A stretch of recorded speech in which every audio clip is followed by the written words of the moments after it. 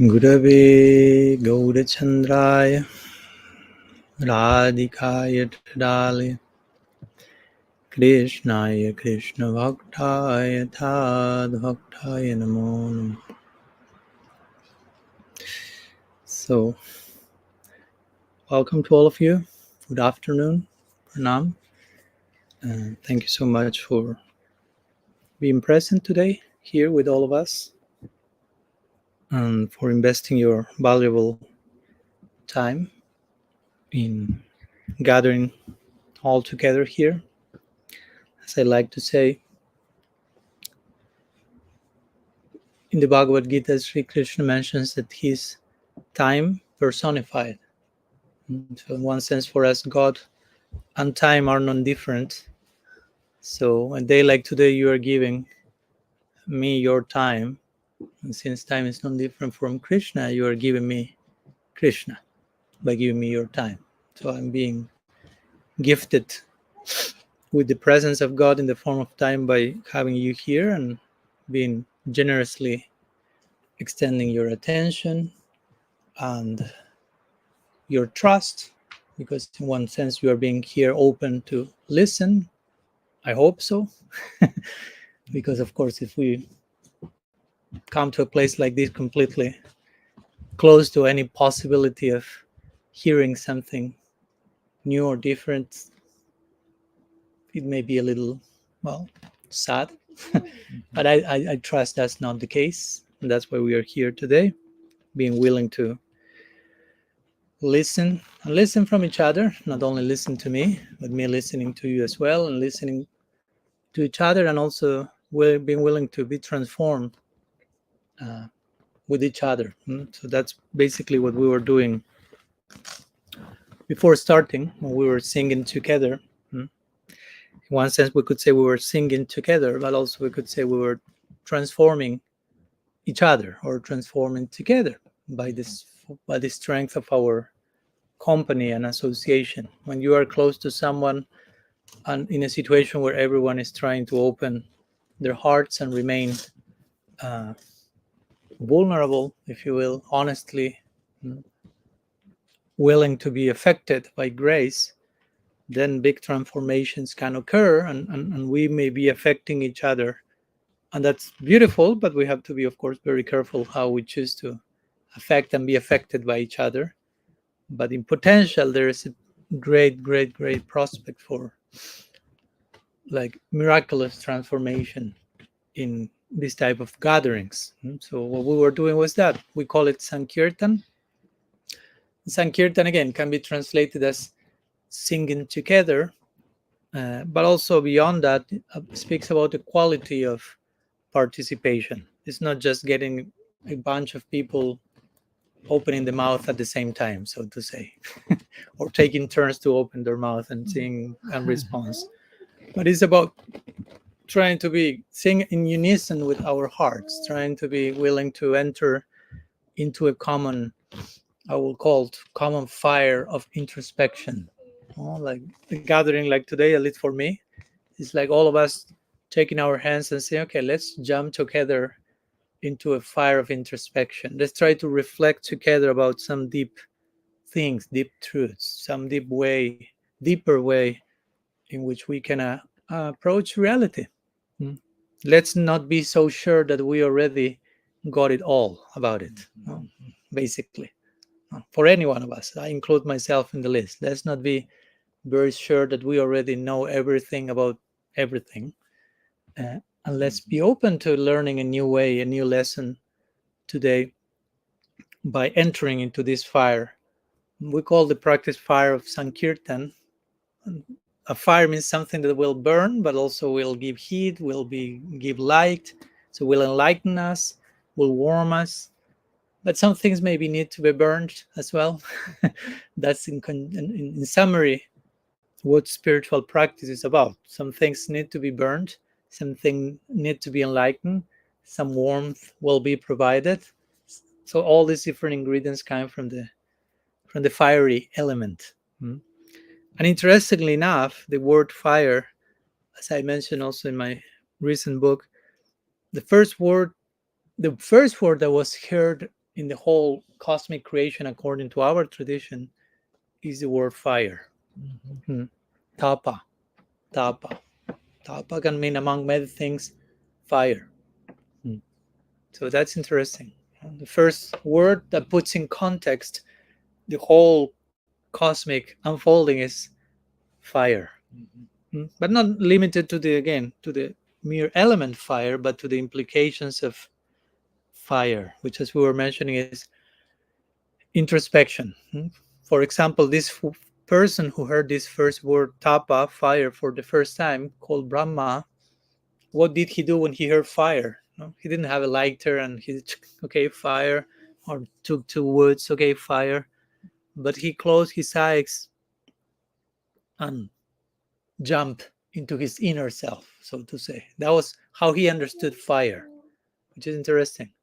Because if we hear fire now, we might think some house is burning or something. But Brahma heard fire, fire, fire, and something was already burning, but inside his heart. There was some longing for searching the truth, searching the meaning of life. He was burning with that, interestingly, and the word fire confirmed his inner fire. He closed his eyes and tried to see with eyes closed, which is a very interesting idea, because generally we think, I have to open my eyes to see. But sometimes we have to close our eyes so we can see what lies beyond mere physical vision. So Brahma closed his eyes and saw. He had a very beautiful darshan, or vision, revelation of the Supreme. All that following this idea of fire. So I'm saying all this because, again, trying to introduce what we are supposed to do a day like today. So today is all about fire. We won't set on fire this place. It's just, we are just inaugurating a few days ago. So relax, Patrak. House is still in place.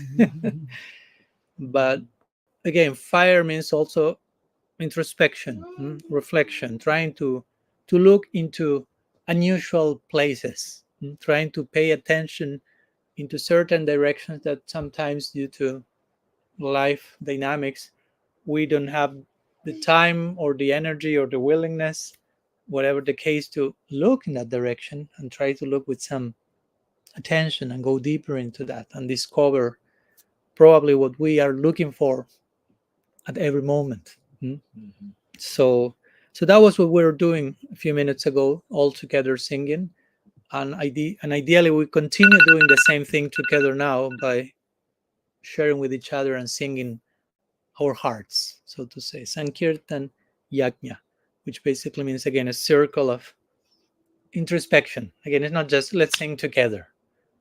There's music to it, which helps us to express our inner hearts, but it's let's get together to enter into a fire of introspection, a collective fire of introspection.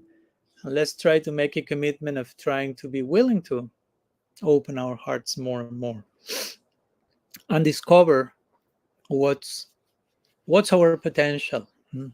Today I like to concentrate in that particular direction, although we will have time for questions and answers at the end if you have some other points related to my presentation today. But in connection to the book I just published called Radical Personalism, I have been kind of traveling a little bit around the world, more than a little bit.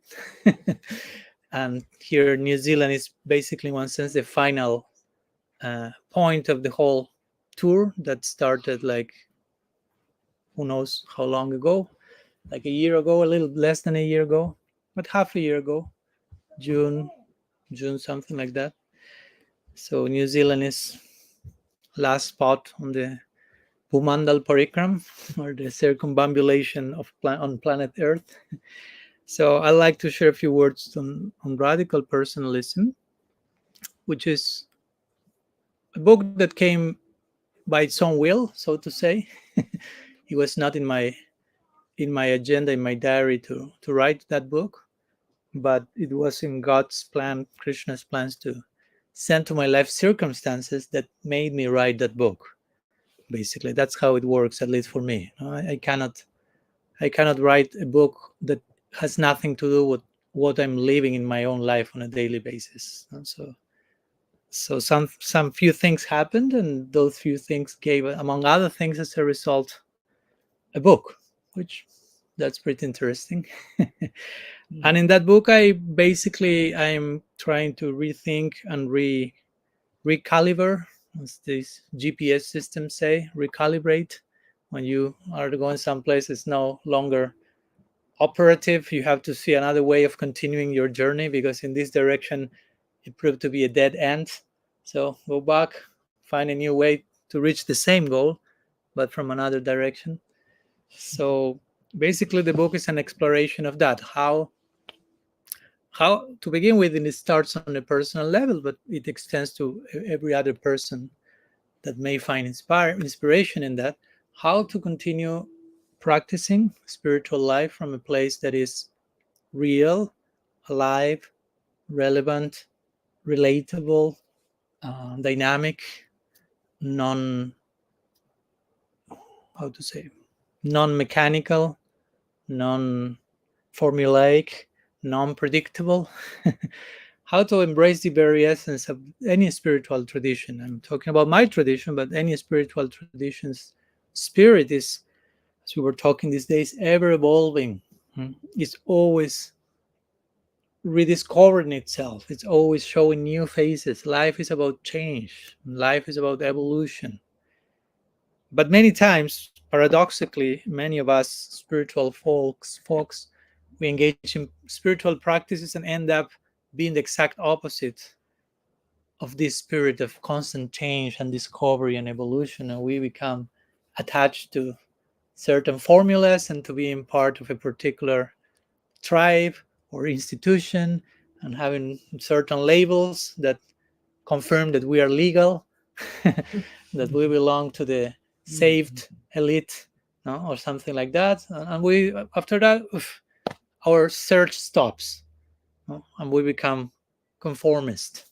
Basically, we become stagnated in our so-called spiritual life. But that's not spiritual life. No, spiritual life has to be always in the move, always growing, always expanding. And sometimes for that to happen, catastrophe may need to knock on your door. when we are becoming too cozy, like too comfortable, and everything becomes too predictable, too controlled, Krishna will come and will say, huh? For those who did not see in the screen, I did this mudra. We are doing live streaming. So, and that's part of his grace. That's part of his mercy. He says over and over again in the scriptures. Jasyahamanugrinami, that harisit, that dhanamshanai, and so many other things. No? If I want to show my grace to someone, I will take away a few things from their life to give myself more fully to that person. No? So ultimately, he's not taking away anything of what is real value in one sense. He will take away things that will allow ourselves to receive his presence even more deeply. So as hard as sometimes these tests may be, when we are going through them, when we are in the eye of the storm, over and over again, we are advised by the sages and wise teachers of all mystical tradition, like, don't lose sight of having trust, deep trust and faith in God's dancing in your life, no? How he's choosing, which is the dance he's inviting you to dance, no? Like, for example, I come from Argentina. I was born in Argentina. I don't come from Argentina now. I'm coming from India, but I was born in Argentina.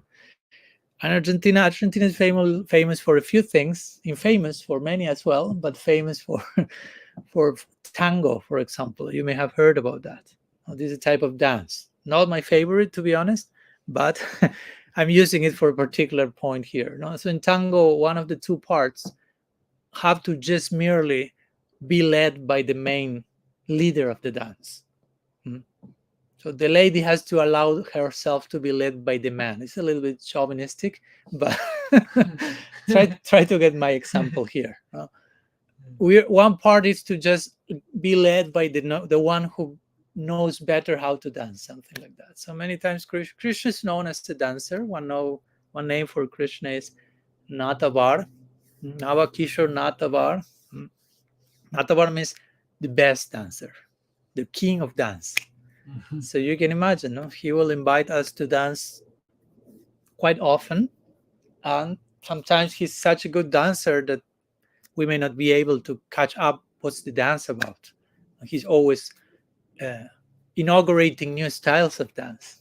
As the scripture is saying, Krishna is playing flute. You may have heard some. You can see some picture there. Krishna is having his flute there, but he never plays the same song again.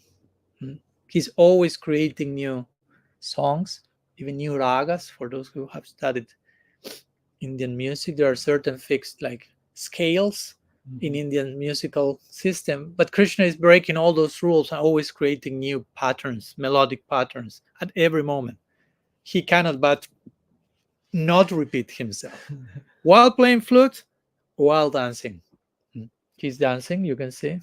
In every picture, Krishna is basically dancing. No? There's always some movement. That's my point. You will never see Krishna like this, like static, not movement, like tense or non. He's always flowing. He's always moving. He's always improvising, so to say. So when he dances, that's the same.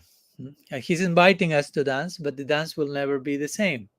And sometimes his dancing can be unexpected. We may not know what to do, how to follow, but again, we have to just take his hands and allow himself to lead us in this dance, and trust the boss, trust the one who knows how to do it. He knows what he's doing, and we have to do our own part, trusting he's doing his part. So Krishna is doing his part, and we as souls have to do our part, which is our part is to trust that God is doing his part. Sounds simple, but that's not so simple. So he's doing his part, and we have to trust he's doing his part, even when he's inviting us to dance a certain dance, a certain movement that externally seems like, again, apocalypse or something like that. What's happening here? My whole life is like in the opposite direction, whatever. So that's invitation, and the invitation has to do a lot with the idea of potential, as I mentioned. I would like to talk about that. This is one of the main topics in this book, and it's such a nice topic that now I'm thinking about writing, say, another book on that topic more specifically, which is this notion of, there's one line that I included in Radical Personalism, which basically goes like this. It says, we have a commitment to our potential. So it's kind of a sutra, like an aphorism. We have a commitment to our potential. So potential means all that we can be. Not what we are now, but all that we can be.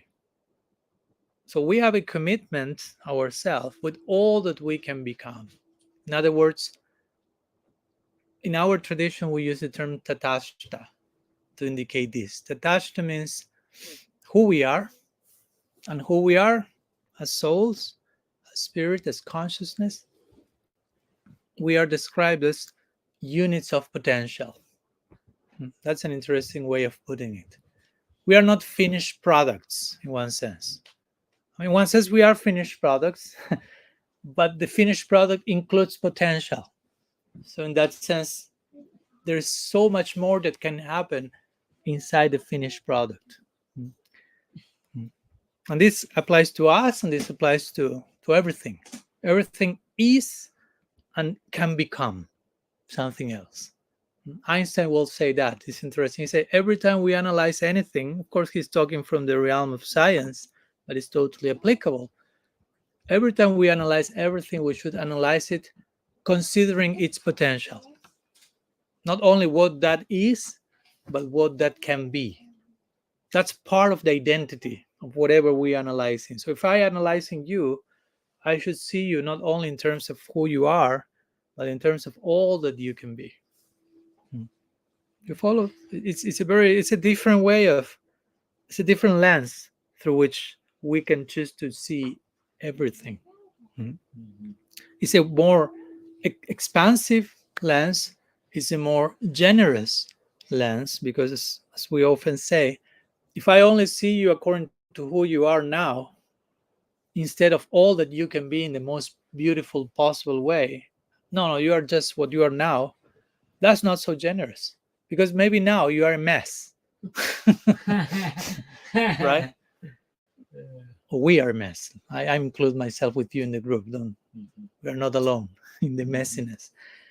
So if we judge one another merely according to our present condition, which may be far from perfect, that the result of that equation, if we relate to one another just on the basis of who we are, that won't be very hopeful for the universe, so to say. We won't have very smooth and loving interactions, because we won't be seeing each other as potentially improving, changing, and growing from where we are now, especially when we confront each other's shortcomings. When we confront each other's shortcomings and limitations, generally, because of this lack of vision of potential, we will just concentrate on, oh, you did this. No? At present, you are this. You told me that. I completely lose sight of the potential of that person. I just over identify the person from what you are doing to me right now in this precise moment. That's what you are, period. No, that's not very generous. That's not giving hope. If you tell me all that to me, basically you are over identifying me with that, and I don't have chance to change, grow, become something else, all that I can be. So hopefully you can start to see how important it is to develop a vision where we relate to one another and we see everything in terms of potential. Of course, when I say potential, also we have a potential to do things even worse. That's also a potential we have. So that's the tricky part of the equation. Because I can judge you in terms of potential, but I can judge you in terms of your worst possible potential. Also, that's not my message today. Just in case I'm clarifying, disclaimer. No, to see each other in terms of potential, it doesn't mean like, okay, in potential you can be a serial killer, so I will treat you as such from now on. No, that doesn't work, because in potential, in that case, all of us can be a serial killer. Which is humbling, but it's important to bear that in mind. I mentioned that in my book. Recently, there was some like lecture that was given, and the lecturer was speaking about Nazi Germany and the horrors of the Holocaust and so on. So everyone was kind of course, agreeing with that. And at one point, the speaker kind of gave shock treatment to the audience and say, well, but probably if all of us will have been at that time in Nazi Germany, probably most of us will have been Nazis. And everyone was like, no, I will have never been that, never. No. He started to explain how actually most probably you have joined the masses, basically. Just go with the current and be affected by an environment, because we are so susceptible to the influence of the environment. Not because we are ontologically evil, but just because we are very easily influenced. No? So my point is that should humble our brightest potential. We have a brightest potential, but we have a very dark potential if we choose to go in that direction, which is not the idea. But knowing that that's possible should keep us, how to say, more modest, no, humble, and not so much like I only have bright potential. Whatever I do will take me in that. Not necessarily. We have to exercise discernment and care and humility and be in proper environments so our brightest potential can come. Of course, that's the idea. One of my teachers, Srila Bhakti Goswami Maharaj, he will beautifully describe the figure of the guru or the spiritual preceptor as our own potential appearing in front of us.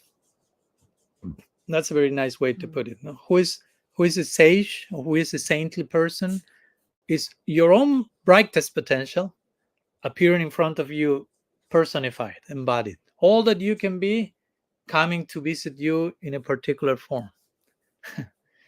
It's beautiful and it's challenging, because imagine if you meet someone who embodies all that you can be, which means all that you have not become yet. So it's a constant reminder of all that you can be, but probably all that you have not become yet. So we have also to know how to deal with that in a sustainable way and not go into a neurosis that I have not become that yet. I have not become that yet. It's a gradual process of attaining our potential. And the potential is unlimited. The potential of the soul in connection to God has no limits. So in one sense, we can never say, I have attained my fullest potential. That's interesting also. There's no end to how much we can explore the potentiality of consciousness in connection with the divine. Because the divine has the same nature. God is ever evolving, as I was saying. Krishna is always moving, dancing, celebrating existence, playing flute, celebrating. He has nothing, he has no other business. For us, God is just celebrating, just. He's so fulfilled that he has nothing else to celebrate existence. We call that Leela. And he's inviting us to be part of that, to dance with him, to celebrate with him, and to discover ever new potential at every moment. So, going back to the main line of today's lecture, we have a commitment to our potential. So there is something we are, and what we are includes what we can be. You cannot speak about who you are separate from what you can be. So that's an interesting way. We cannot think about us without thinking about our potential. You cannot separate those two. And that's why Krishna so generously is looking at each of us in terms of our potential. And God is not judging us for who we are, which is like, thank you, Krishna. No? He's not judging you for who you were in the past, because sometimes we find that. No? You did that 20 years ago. I know who you are. No? That's it. I have no hope of changing, no future redemption. You are reduced to what you did 2 decades ago. That's not generous. So Krishna is not judging us for what we did in the past. Again, great relief. Krishna is not judging us for who we are in the present. Great relief, double relief. He's seeing us for all that we can be in the future. That's a glance of love. No, that's a glance of a generous person, seeing us in terms of our brightest potential. That's it. And trying to help us if we are not going in that direction.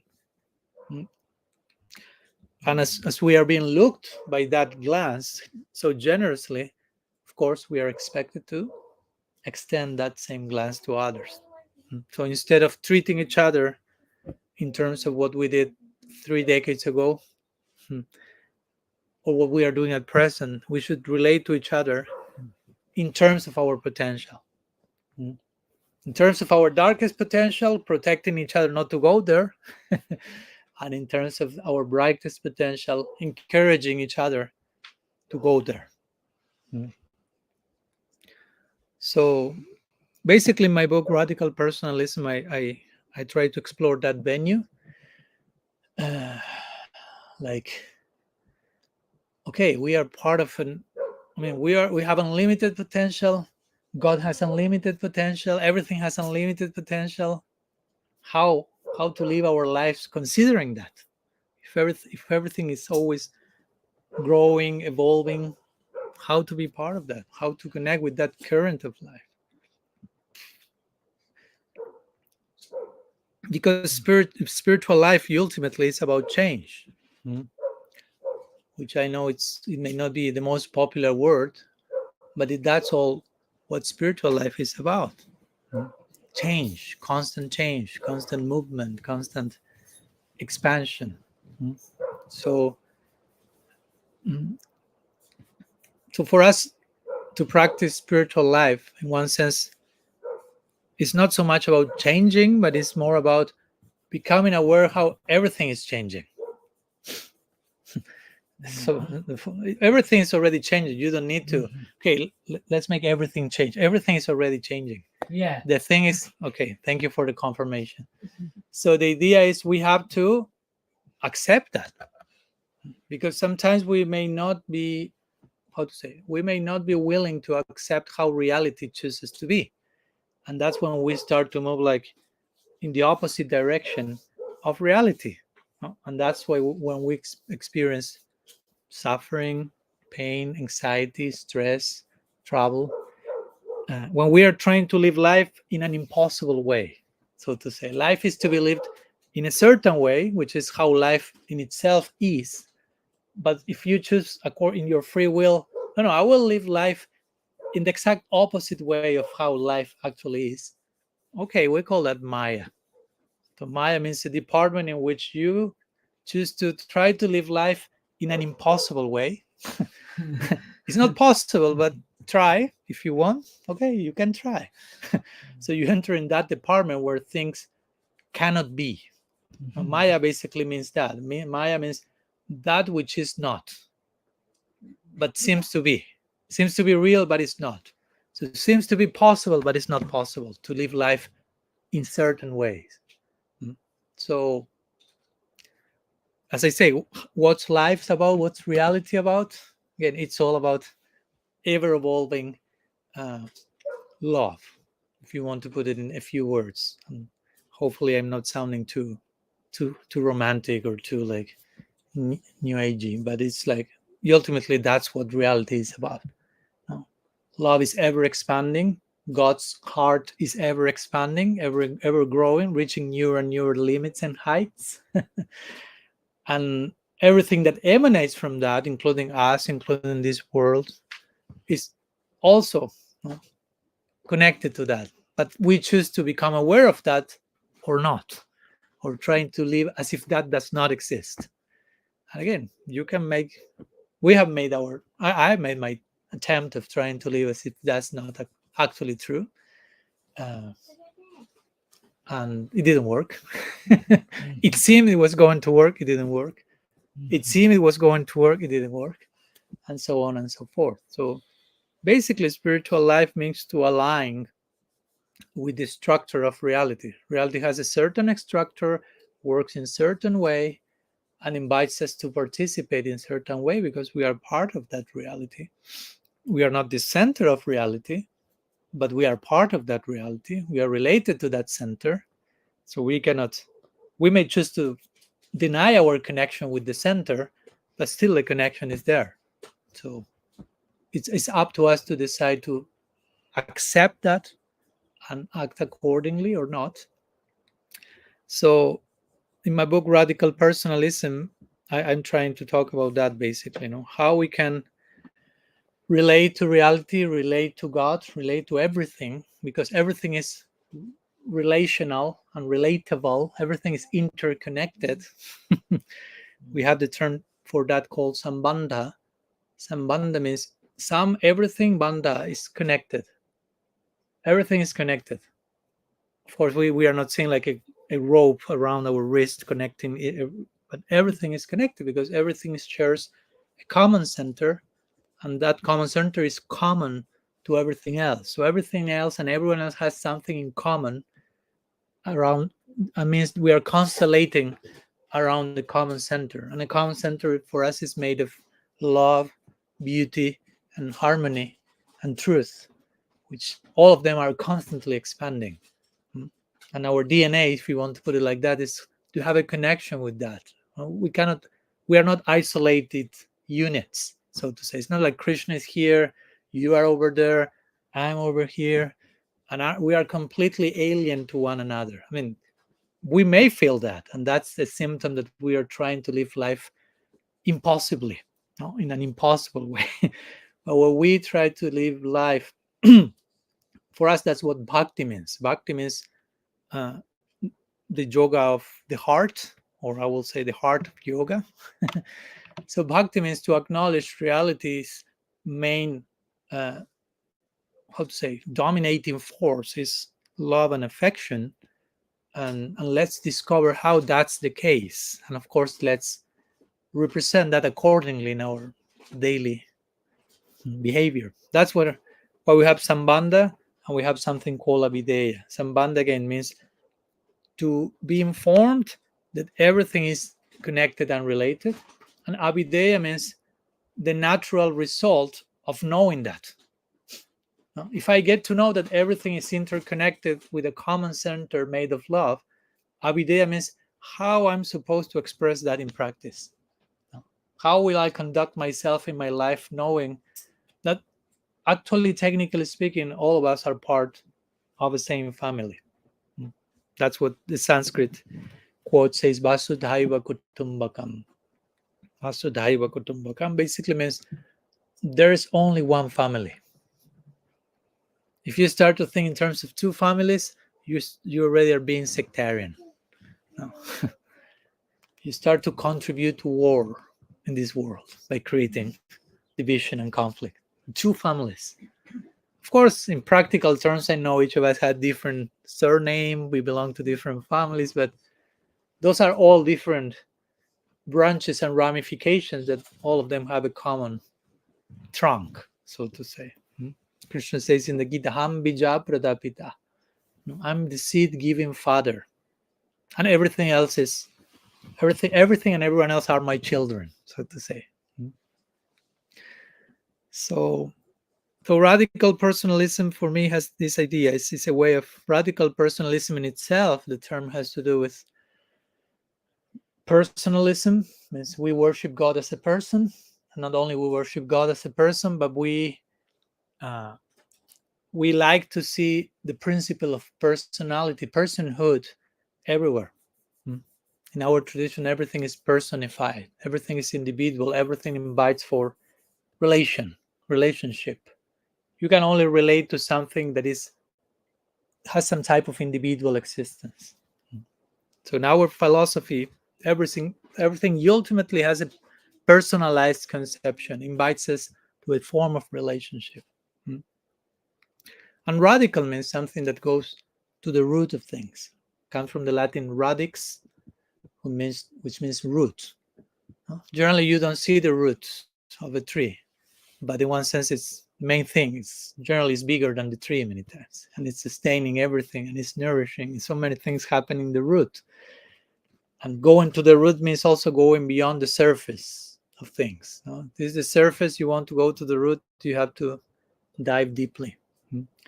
So radical personalism for me is, and for many others, what does it mean to be a person, and that everything is a person in one sense, to the very root of things. In the deepest place, what does it mean that we are a person? It's not that just I exist. Oh, I'm a person. But what you are doing with your personhood. Again, we are talking about potential. So what's our potential as individuals? How we taking advantage of our fullest potential, or we have kind of, conform to, I can survive, like mere survival mode, which that's not fully satisfying to the heart. No, all the great mystics of different traditions are always lovingly poking us, like, don't be satisfied with mere survival mode. No, life is not just to survive. No, life is not just to survive. Like I quote from the Tao, also in my book, says, to be alive is good. To be more alive is better. To be always alive is the best. The best is the maximum. So we are alive, but how much alive we are. Being alive doesn't mean like some air is coming from my nostrils only. What I'm doing with that air, in which what I'm doing with my life. Life without air, pran. In Sanskrit, pran means air, and means life. Without air, there's no life. So what I'm doing with my air and life, that's why one name for the divine in our school is, or some of those, Praneshwar or Prananath. He's the Lord of my pran, the Lord of my breathing, or my, how do you say in English? Saigin. Like when you say like, Saigin, when you fall in love, it's like, So Krishna is not only the law of our air, like just mere breath. This offer to the law of my air. But it's like Krishna, and the law of my saiging. Because just merely breathing, mere surviving, is not enough. And I'm not saying that. Each of us is saying that. It's not enough for us. I know many people who is not only surviving, they are not even struggling for surviving. They have so much money and so much stuff that they not even need to think about surviving. They're just like, but they are not satisfied only with that. They are not satisfied with all the things. Many times we think, if only I will have that, oh, then I will be happy. If you are not happy with the things you have, you will never be happy with the things you lack. That's basically the formula. If you don't know how to be happy now with whatever you have and whatever you lack, you will never be happy with whatever may come or go in the future, because that comes and goes. Whether you become multimillionaire, whether you become homeless, whether you become both in different moments. I mean, there's people who have gone through all the things. At the same time, there are certain inner treasures that nobody can take from you. So there's the real value. That's how we have to figure out what's of real value, artha, in this life. In Sanskrit, the word artha means gain, value, and also means purpose, interestingly. That's why many commentaries to different scriptures are called Bhabharta, Deepika, Artha, something. So that which is of real value is what gives real purpose. Or real purpose will give value, however you like. So you can have we can have external things. We may have them, we may not have them. At the end, we will not have them, including this vehicle, which is already saying goodbye to us every single day. When you have birthday, you don't have 1 year more, you have 1 year less, technically speaking. In this vehicle, it's not tragic, nothing to lament. It's just the nature of things. So all the things will be taken. So what's the thing that persists? What's the thing that nothing can take away from us? What's the real gain? What's the real purpose? What gives purpose? So in Sanskrit, artha refers to that, to gain, to purpose, and to love, ultimately. One name for love is paramartha, the supreme gain, the supreme purpose. So it's important that we try to, at least that's my conviction here. I'm not trying to impose myself on anyone or convince you of anything, just sharing my reflections and hopefully heart with you. But yeah, I think it's very healthy, very healing to every day spend some time and ask ourselves, like, okay, what I'm doing with my life. It's not a bad question. No. It may be a challenging one, because sometimes we don't want to ask that question because we don't have a very deep answer to reply to that question. And we don't want to realize that I don't have a good answer, but we need sometimes to be confronted with those things so we can do something about it. And we can really live our life not from a survival mode, but from a celebratory mode, from a place of celebration, of purpose, of gain, of meaning internally. Because if not, like one of our text stream at Bhagavatam says, Jivana mrito hi saha. Jivana pi mrito hi saha, Devahuti says. Or many other verses similar. It uses the analogy of a living corpse. That's the terminology used. It's a living corpse. It's living in the sense air is coming. No, you touch. Okay, heart is beating, but nothing is going on. In one sense, the real life of the spirit is not emerging. The potential of the soul, which is unlimited and bright and beautiful, is covered. So it's very important that we are compassionate to ourselves and do something about it and try to excavate. Life is an excavation project. You can see it like that. No? Let's unearth our potential. Let's unearth all that we can be. We are something, but we can be so much more. So let's try not to over-identify ourselves with the with our limitations, and with our fears, with our doubts. I mean, we all have all that. No? Just in case, feel at home. No, you are not an exception to the rule. That's part of our human journey. So we all have all those things, but we should be careful not to define ourselves merely by that and think, okay, I'm that. I'm my whatever. My lack of self-confidence, my lack of self-esteem, my miserable feelings of every day. I'm this, I'm that. And you yourself choose to restrict your potential. You choose to look just in this direction and expect that something extraordinary will happen at any moment, just here. And someone is touching your back saying, hey, party is there, something incredible. No, here something will have to happen at any moment. If you want to live your life whimsically in that way and expect, I mean, what we are expecting is already happening, but possibly not in the direction you are looking at. That's basically the point. It's not that what you need is not happening. It's happening, but we are distracted. So that's why one name of our practice means Krishna consciousness, which means to become conscious of Krishna, or to become conscious of the divine and how the divine exists in our life, how he's trying to reach us, how he's already loving us unconditionally. To become aware of all these beautiful facts that sometimes we don't become aware if we are just insisting something cool has to be happening in this direction only.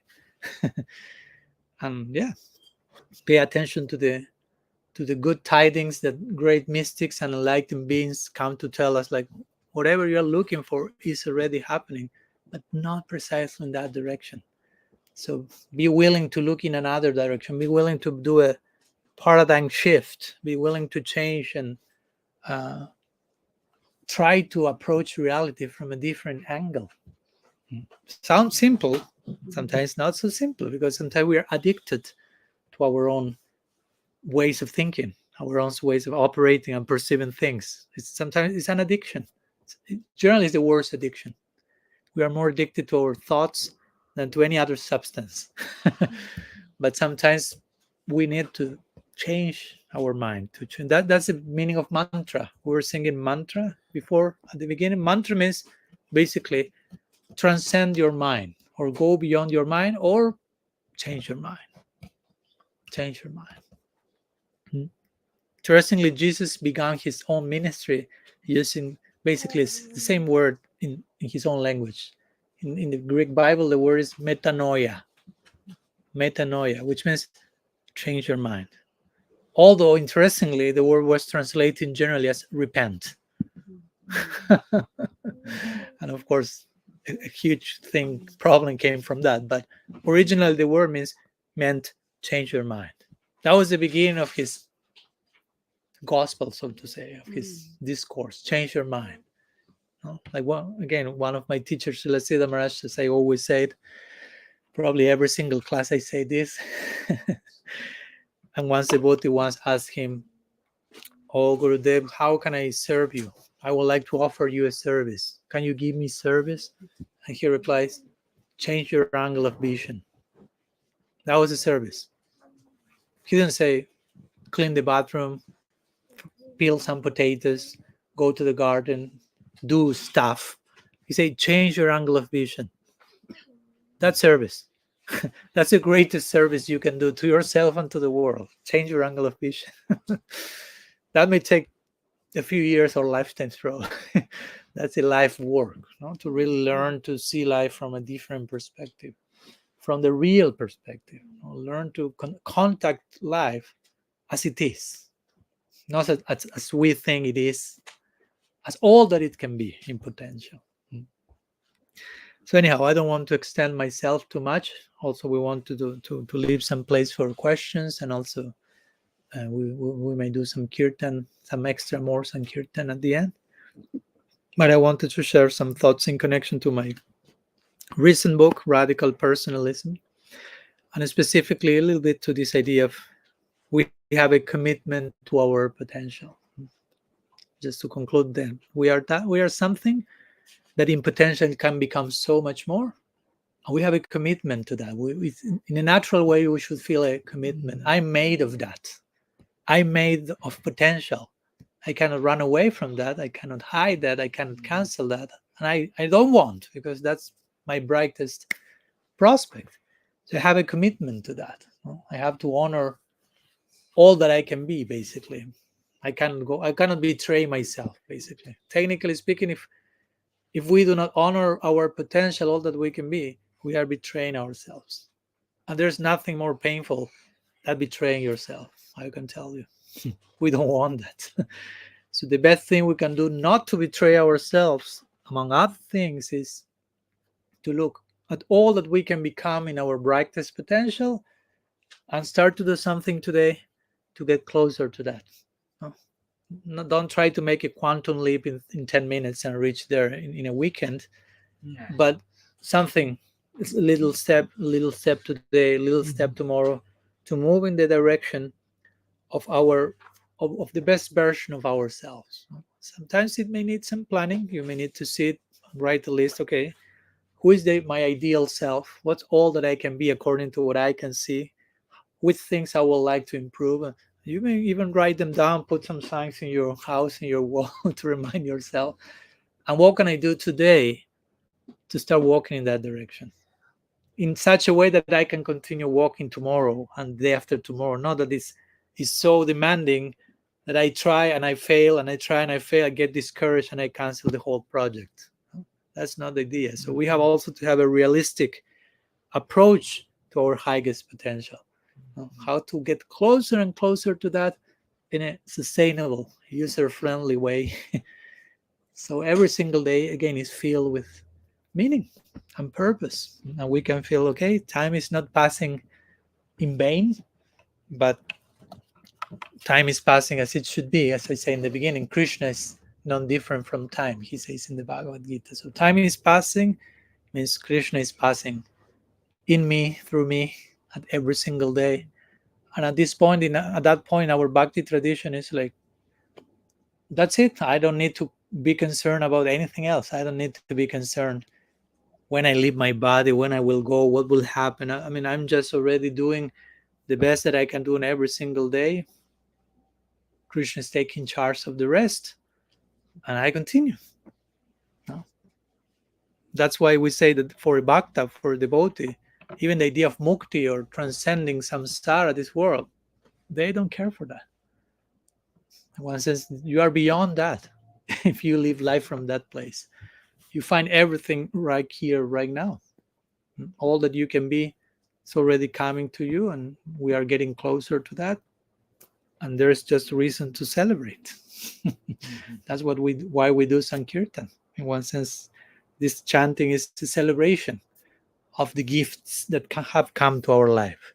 It's not so much like, Krishna, give me more, I need more. In one sense, is you have given me so much that let's celebrate the gift. And let's give something back in return. Not so much more, it's never enough, give me more. No. Krishna also will ask, but what you are doing, what all the things that I'm sending you also. So I was supposed to talk half an hour, and it's already 1 hour. I don't know. That's Swami Padmanabha. So if you didn't know him, you're already getting to know him. He promises 30 minutes of class. Sorry, will be minimum double. But we have some minutes if they have some questions or something you may like to comment or share regarding what we shared today, probably. I don't know if there are any questions. Yeah, Antardarshan.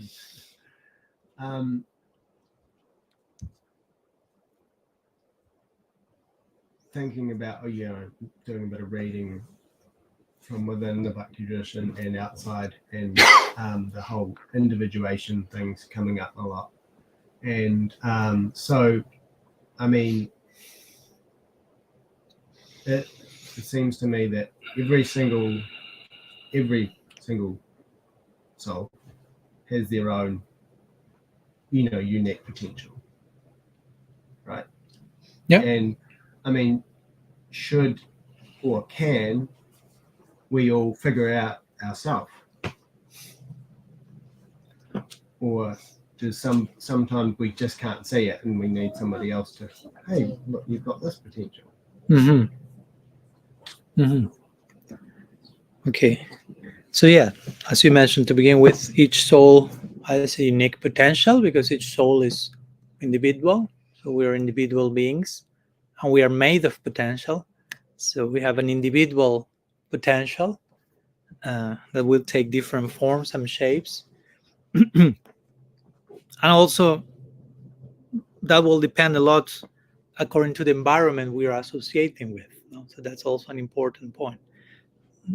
Because if we associate with an environment that is, how to say, uh, inspiring our darkest potential, your darkest potential will manifest, probably, generally, unless you are a completely enlightened being and you enter into a brothel and everyone becomes enlightened along with you. But generally, that's not the case. You may be very carried away by the particular mood in that environment, and your potential will go in that direction, to give an example. And that's why we emphasize so much, and that has been probably the main one of the main points of my first book, the other one who is there, Inherent or Inherited, which is how important it is for us to get company of saintly personalities, what we call sadhus, honest practitioners of spirituality, for us to receive, for our potential to be fully actualized in connection to them. Because my point is, because that's your last question, can we figure out ourselves, so to say? And the reply in brief, journalist, no. I mean, we need, generally, we are, in brief words, confused. Most of us are confused in this life, and generally, we don't find full enlightenment by our own. We generally need the proximity of enlightened people who is more enlightened than us, or meeting some message of revelation, what we may call revelation, that will tell us things that we cannot realize by our own, because we are too distracted to cover whatever word you use. As I always like to say, I don't think any single person will figure out by their own way, like Krishna. If nobody ever read about Krishna, met a Krishna devotee, it's not that, okay, I will sit myself, I will try to figure out reality. And I came to the conclusion that there must be someone called Krishna who lives in a place called Vrindavan, and the dynamic, it's too much for us. I isolated from that environment that is revealing that to us. So generally, that's what Shastra is mentioning, no? That the jivas are, I don't want to torture all of you with too many Sanskrit terms and technical expressions, but anadya vidya, no? The jivas are, the souls are conditioned, distracted, whatever, unaware from time without beginning. And the only way we can like actualize our potential and realize who we are is by contacting something that is outside of that conditioning, that can shed light on us about who we are, what's our potential. Because if not, generally the tendency is to just become more and more engrossed in that, or sometimes not become more and more engrossed. Sometimes we suffer tremendously, and that takes us to the threshold of like, why I'm suffering so much, no? But still you kind of figure out everything because of suffering terribly, but it takes you to a certain disposition, vulnerability, openness to, I need an answer, I need to do, because in certain stages in life we may be completely sure, I have figured out what's life about, who am I, nobody can teach me about that, so I'm just doing it, and it seems to work, it seems to work, it seems to work, boom, apocalypse, catastrophe. And then we are in a more humble place to realize, okay, it seems I was wrong. I was wrong. Probably I was wrong. Probably I'm wrong sometimes. So you start to open yourself to the mere possibility that sometimes you can be wrong, which of course is way more than that. But we need sometimes to be like crushed by certain circumstances for our arrogance to go down and really open to, I don't know certain things. I don't have certain answers. I'm in ignorance. I'm suffering. And again, that pain in itself is not providing all the answers, but it's putting us in a situation where we are more receptive, more open, and we will be able to pay more attention to things that probably were already there before, but we didn't have the ears to hear, because we were too, how to say, too convinced about our own prowess. That's why Krishna says in the Gita, Artha Jignasa Artha Tigyani Chavaratarsava. One of the people who approach me are those who are suffering, the afflicted ones. It's not that the affliction in itself makes everything, but they become willing for answers, for something else. So then we contact in one way or another spiritual people, spiritual message, spiritual practices, and we become aware, oh my gosh, I have this potential. Oh my God, this is who I actually am. Oh, this is what reality is, and all the things we were talking. Oh my gosh, I was trying to live my life in an impossible way, going exactly. How do you call when a car goes this and a car goes like this in the same street? Collision. But before the accident, one way street. Yes. But two cars going in different direction. Okay. It's a problem. Yeah, it's a problem. There is potential there for collision. So we realized, okay, I was just going on a collision on a daily basis, because reality was going this direction and I was just going this direction faster and faster. So I went into a collision, an accident. So yeah, in brief words, I will say that that's the point. Generally, we need them, because we are not independent beings. Again, we do not exist. We are not unto ourselves. That's only God. In the words of Hegel, Krishna Silasya Maharaj will quote him, God is for himself and unto himself. He's independent. He can figure things out, so to say, by himself. But we are not Krishna. No? Sorry. I mean, big relief. Try to be Krishna we try to be Krishna at every minute. It doesn't work. So fortunately, we are not Krishna. So it's important that we realize our dependent situation. But being dependent is not something bad. If you are depending on the sweetest and most loving and merciful person, that's glorious. That's actually our greatest fortune. So yeah, we are dependent in terms of getting to figure out ourselves and knowing our full potential.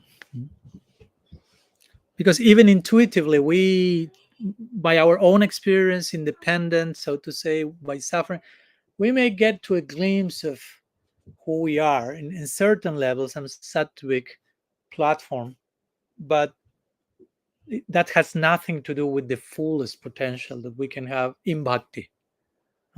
Because in our tradition, this is very clear. You can, as an atma, as a soul, you can reach realization of the soul, realization of other levels of spiritual dimension, but the highest possible potential that the soul can attain in divine love, that's something that we cannot even imagine in our wildest dreams, because we have never had experience of that. You can only imagine things that you have previous experience of. If you have never had experience of something, even if you try to imagine widely, it's not happening, because your only point of reference is your own experience. So when we speak about our ultimate potential, that goes beyond the experience we have had so far. So we need the income, so to say, we need the intervention of that plane, which is beyond our wildest dreams, to come to our life and, wow, this is beyond my imagination, but at the same time, it makes perfect sense. That's how revelation works.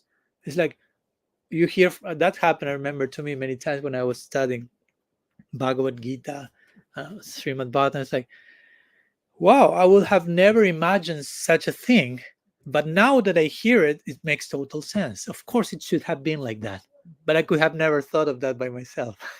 That's a combination. Look, it makes perfect sense. It's completely intuitive, but I could have never concluded that independently. So that's how the epiphany we should have in connection to a revealed message. It has to have this type of, wow, it makes perfect sense, but I never thought about that. or even sometimes it may not make full sense, not because it's nonsense, but because it's too much for us to fully grasp that immediately. But there is something intuitively in us that says, that's it, that's it, that's it, keep listening. Like, I remember once I was given a lecture in Argentina. I shared this a few times also, and at the end of the lecture, it was to some yoga students in one yoga studio, shala. And then I asked the teacher, you know the students, so how it was the lecture for them? Now, you know them, you were looking at their faces. What's your opinion? And she told me, it was funny. She told me, Maharaj, their faces say something like, I don't understand anything, but please don't stop. So I said, okay, that's a good symptom. Okay. Because if you say please don't stop, means you are understanding something. Maybe on the maybe it's on the rational conscious level, there are terms you kind of figure out, but on the deeper, more intuitive level, there's something that says, go on, go on, go on. So anyhow, some thoughts about the question. Thank you. Hope that makes sense. Something else? Any other question you may have? What's your name, sir? I'm Anya. Anya. Yeah. Thanks for coming. I wonder what inspired you to write the book other than Krishna. Well, it's difficult to put Krishna out of the equation. But yeah, you didn't come from the very beginning of the lecture, because at that moment I mentioned something about that. So basically what I mentioned in the lecture, and I mentioned that in the introduction to my book to give some context to it, was that I went through some particular life circumstances which were like, and again, I cannot separate Krishna from that. He's to blame. So I was, yeah, I went through a particular situation that basically altered all my life structure and existence, basically from one day to another. So that was very shocking, very unpredictable, the most painful and difficult situation of my life. But at the same time, in one sense, the most blessed. Paradoxically, it's strange to say that, no? It sounds like, but it was very strange living the situation, receiving so much overwhelming, confusing, painful emotions and situation, at the same time receiving such a shower of support and mercy and shelter and inspiration all together. So I was like, what's I hope I survive all the things put together, because I may like just explode. So yeah, it was this particular series of situations that somehow, yeah, threw me to a very different place that I was used to be. And from that very different place, I was invited to look at things from a new perspective by force of circumstance. No? And I was invited to like as I mentioned, recalibrate. Okay, like who I am now, who I want to be, because all the things that mostly define my identity were somehow like retired suddenly. So so it's like who I am now, because I'm still here, I exist, I have potential, but how to reply to that question from these new situations, that was very interesting, super challenging, super unpredictable and overwhelming. But that the book came as a result of that. First, a series of lectures that came as a result of reflections and prayers and gifts that I received internally in that period, through which I was provided with new lenses to look at not only my own self, but my own community, beyond my particular group that I was, but the whole community in itself, and beyond that to other spiritual traditions, and to try to see certain common patterns that will be present there and that may need to be addressed and talked about. So I address that in my book. In big part, my book is a critique to the current condition of my tradition in different aspects. But I do that as a service to my tradition. I do that as a way of increasing my loyalty to my tradition, not as a way of okay, I'm leaving this place, so I became a cynic, and I will criticize all of you till the end of my life, resentful and bitter. But just, I love this tradition so much that I cannot but say all the things that I'm seeing and others are seeing as well. And but generally, it's not being talked about too much, so they need to be given voice. So, and I was in this at that moment, I was in a situation where I was, how to say, deprived of many things. So I thought, okay, I can talk about this now because I have nothing to lose, basically. Whatever I had to lose, I already lost. So I'm being put in a privileged situation where I can say basically whatever I want, and which is tricky and dangerous, of course, because you can go anywhere. But I say, okay, I'm being put in this weird, awkward situation. I have to take advantage of that particular place I am. What can I do from here? What service can I offer from here? So the inspiration came to share whatever I shared in the book on radical personalism. So yeah. And Krishna is part of that. I just didn't want you to give me Yeah, one weird answer. Yes. What's your Just name? following Sorry? on from what you David. David. Yeah. Just following on from what you've just been saying. I don't know the circumstances of your headspace that you've been shifted into. Oh. It appears in the kind of like the post-ISKCON kind of world that there's been this issue, as we all know, around who is the guru and what is the guru.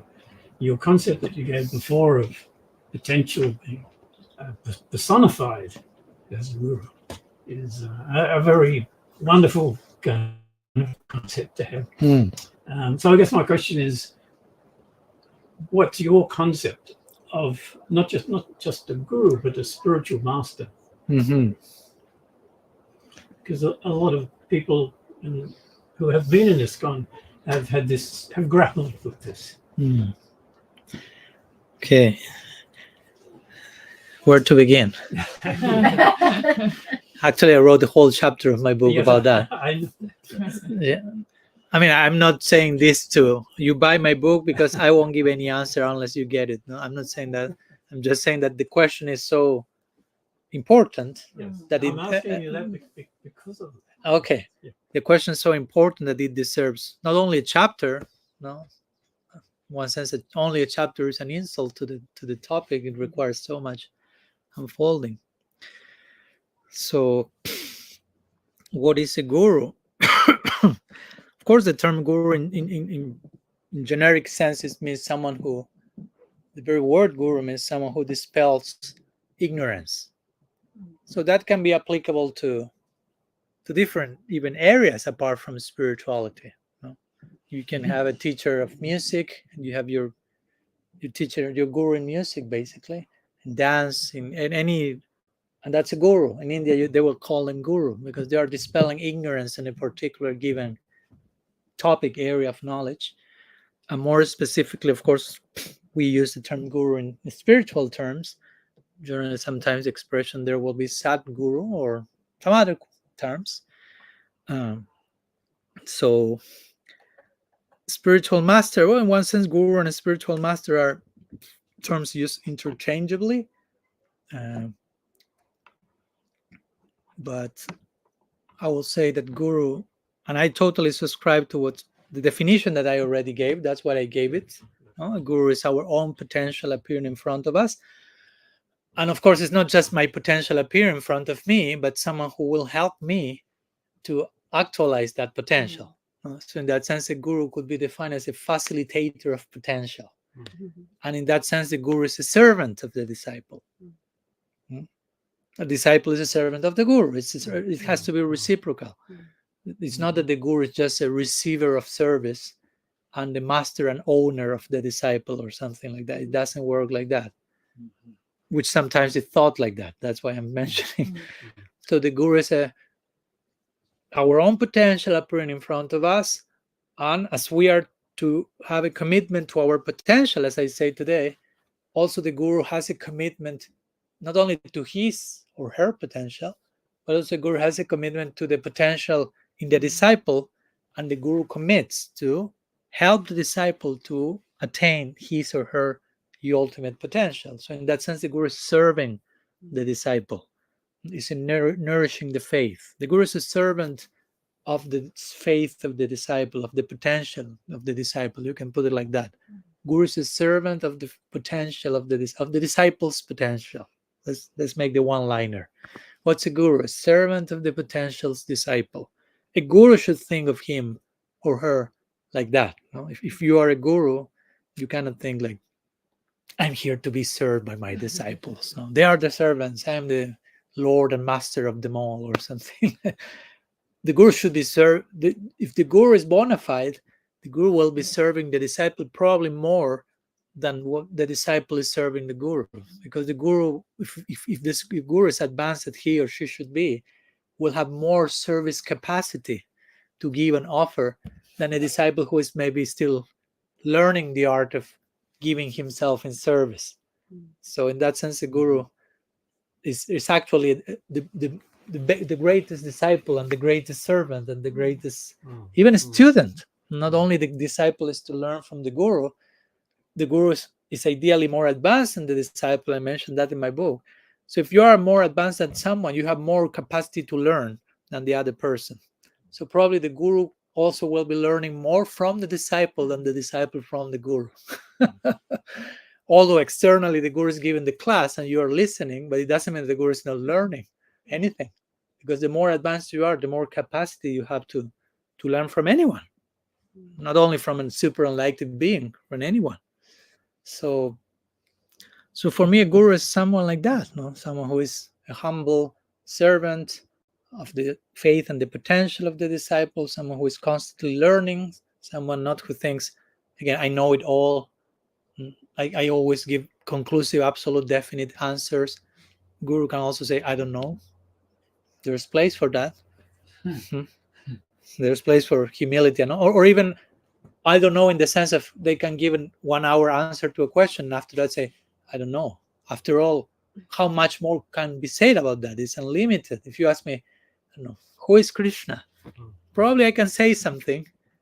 I mean, I'm not putting myself as a guru, but just like someone giving a class, I can say something for some time, but at the end I should really say, I mean, compared to all that could be said about who is Krishna, what I say is just almost nothing. So in that sense, I don't know. What I know is way less than what I don't know about that. So in that sense, a guru should keep a foundational humility and modesty. But yeah, the guru, as the scripture says, should be qualified in certain ways, should be qualified, as I mentioned in my book, in terms of knowing the tradition the guru is representing, of course, because if I'm a teacher of music and you come to my first class and you ask me, so what do you know? I said, no, I don't know nothing about music. It's like, well, this is my first and last class with you.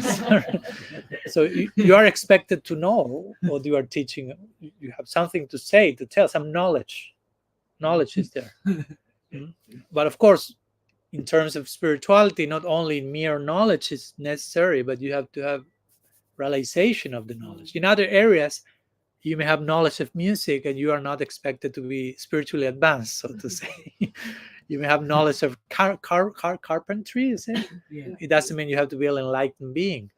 It's enough with that. But in spiritual master, guru, in these terms, not only the knowledge is required, but also the inner insight. Shabdi Puricha Nishnatam.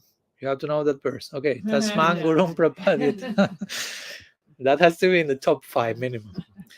And I will add to that a guru who is having disciples, who is guiding his students, not only should have knowledge and realization, but also should be balanced in his or her humanity and psyche.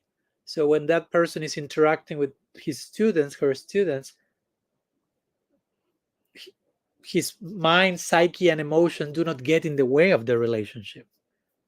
Because you can be, in some cases, you can be even spiritually advanced and socially dysfunctional. That can happen. Yeah. But if you are to be a guru who is relating to the world, interacting with the humanity of other people, that shouldn't happen, because that will create a big problem, and that has created sometimes problems. Now, if you have some unresolved human issues, childhood trauma unaddressed, or who knows what, and in certain dynamics of guru disciple relationship that comes to the fore, it becomes an obstacle, a problem. So that will be an extra layer I personally will put in terms of adhikar or eligibility that the guru should have. No, should have his or her humanity relatively in place. Of course, there will be always some things that we can continue polishing, but in general terms, you have to be a functional human being, so to say, when addressing other people's humanity and shortcomings, and being able to be empathic and understand their journey, their experience, and reciprocate accordingly. If your disciples have been vulnerable, you have to know what to do with that vulnerability, because if you don't have a capacity for that, you can end up being abusive. Even if you didn't have the intention of abusing, you don't know what to do with some people, other people's vulnerability, trust, open heart, you can end up traumatizing them. So that's also something important that comes to my mind if I have to say who is a guru. And one last thing, and again, this is just a summary of a whole chapter written there. I will say that the guru also is a friend. No, that's another important point. No, both important for the disciple and for the guru. No, the disciple has to know my relationship with my guru has to progress to one of friendship. Not friendship like, hey, how are you doing? But like you have technically speaking, and that came recently, every relationship converges ideally into a type of friendship. Your relationship with your husband should be gradually become some type of friendship. Your relationship with your children eventually should become a type of friendship. Your relationship with your parents should become one of friendship. Your relationship with your brothers and sisters should become a type of friendship, different types of friendship, of course. Still, they are the father, your wife, your kid, but there's some friendship. What to speak of the relationship with your friends. And the relationship with the guru should be evolved into one of friendship. There is affection, there is respect, still there is the hierarchy, guru disciple, so to say, but there is a type of confidence and trust and intimacy that has to develop in the relationship in time. Rupa Goswami says that Vishrambena Guru Seva.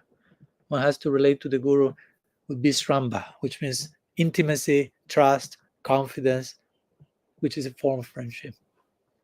So the disciples should know that, to know that the relationship should grow in that direction, and the guru also should know that, to not over position himself, herself like at the top of a pyramid, which becomes completely unavailable in one sense, and there is no rapport and no intimacy and no feedback. So I like to conceive more the relationship guru disciple not so much as a pyramid, but more as a circle or as a spiral, a circle that always expands more. It's a mutual collaboration. Of course, for the disciple, the guru is always above, but at the same time, it's a teamwork, because both guru and disciple are both disciples, both students, both servants, and both are serving a common ideal. Both are serving Krishna, both are serving divine love. So it's a teamwork. The two are working together for a common cause. It's not so much, I'm here, you are there, and the interests are different. No, we are the two of us together in this. It's a contract, it's a marriage, guru-disciple. No, we need each other. I mean, guru needs a disciple to be guru. Disciple needs a guru to be disciple, to perform the function, so to say. So each of us need both each other, and yeah, it's a beautiful relationship. It should be, ideally. Yeah. So that's what comes to mind now. I don't know if that helps at all. Yeah. Thank you for the question. So something else before concluding? We already are almost 1 hour and a half, but if there is anything else to close the curtain? If not, we may do a little bit more of kirtan. Okay, you want kirtan, it seems. Yes, please. Yes, thank you so much. Shri Gaura Hari ki jai, Shri Harinam Prabhu ki jai, Gaur Bhakta Vrinda ki jai, Gaur Preman Hari. So thanks so much again to all of you for your time, your presence, and Would you like some water? probably there's a cup on the water there, yeah. So I'll stream the kirtan, but people is tired of seeing my face, so I will put the camera this, and you have beautiful darshan if it's okay. I will sing a little bit.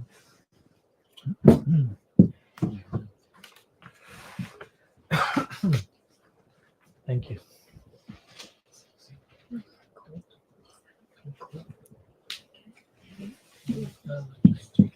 You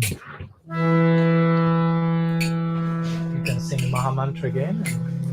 Try to remember what we talked at the beginning about tapa, fire, collective introspection, entering together into this teamwork, and so on and so forth. So we need each other. That's the basic idea of Sankirtan. We cannot do Sankirtan on our own. It's a collective endeavor. So, but the very definition of Sankirtan is you cannot do it by yourself. Again, we need each other.